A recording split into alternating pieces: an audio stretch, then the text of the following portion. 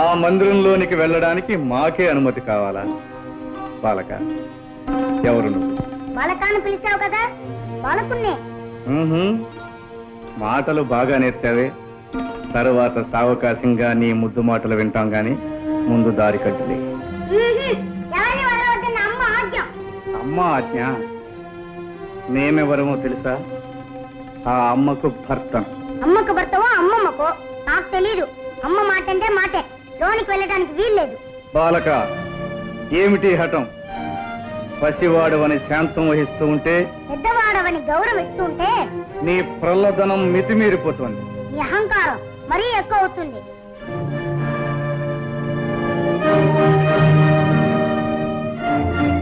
వాచారా, ఈ పరమేశ్వరుణ్ణి నిందిస్తావా?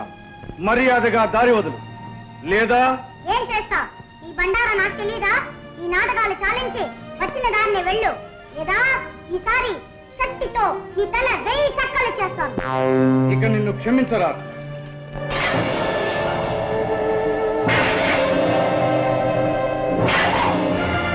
బాలక, జై మాతా.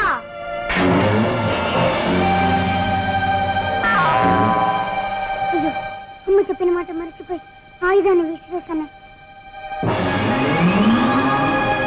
జై మాతా.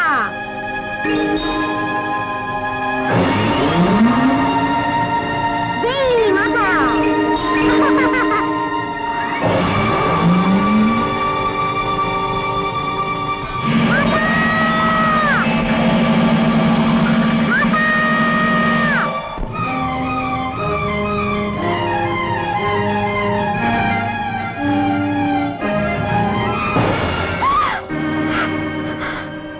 ఏమిటి ఘోరం?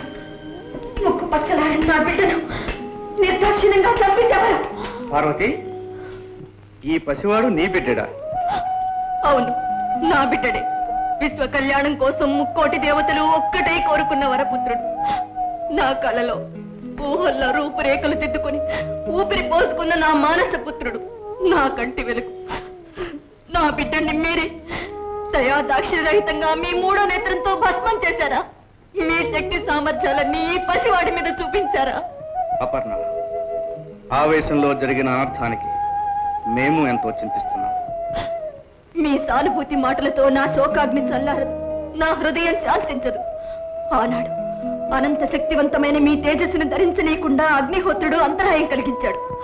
ఈనాడు ఆదిశక్తి అంశతో జన్మించిన ఈ అవతారమూర్తిని మీరు దగ్ధం చేశారు. ఈ క్షోభ నేను భరించలేను. ఈ పసివాడు లేనిదే నేను జీవించలేను. తక్షణం నా బిడ్డని సజీవుని చేయండి, లేదా మీ భవానికి మరణం, ఈ ప్రపంచానికి ప్రళయం.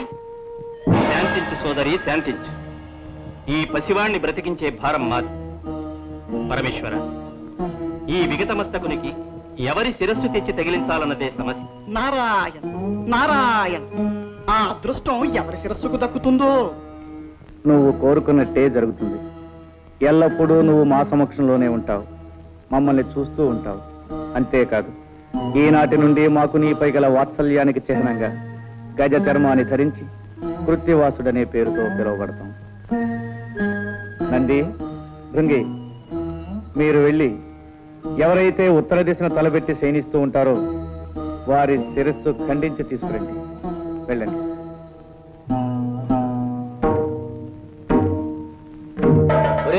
అన్ని దిక్కులు వదిలేసి ఒక్క ఉత్తరపు దిక్కున తలపెట్టి పడుకున్న జీవితలే తెమ్మన్నారే శివయ్య. ఎందుకో తెలుసా? ఎందుకంటావు? ఉత్తరపు దిక్కున తలపెట్టి పడుకున్న ప్రాణి లేవగాని ఏ దిక్కు చూస్తుంది? దక్షిణం. అంటే యమస్థానం, మృత్యువును చేరుగా చూస్తుందన్నమాట. అందుకే ఉత్తరపు దిక్కున తలపెట్టి పడుకోవద్దని పెద్దలన్నారు. అదిగో అటు చూడు, అక్కడ ఏదో పడుంది. ఓం నమః శివాయ. ఓం నమః శివాయ. ఒరే, ఈ ఏనుగు ఉత్తరపు దిక్కునే తలపెట్టి పడుకుందిరా. దీని తల తీసిపోదాం. నాయన, నీ ముద్దు మాటలు తనివి తీరా వినలేకపోయానే. ఈ అనర్థం జరుగుతుందని తెలిస్తే నిన్ను కావలి పెట్టకపోయేదాన్ని. నిన్ను చేజేతిలా చంపుకున్నాను, శివకోపాగ్నికి బలి చేశాను. అమ్మా భవాని, చింతించకు. ఇది జగత్ కళ్యాణానికై జరిగిన సంఘటన. నీ బిడ్డడు తప్పక సజీవుడవుతాడు.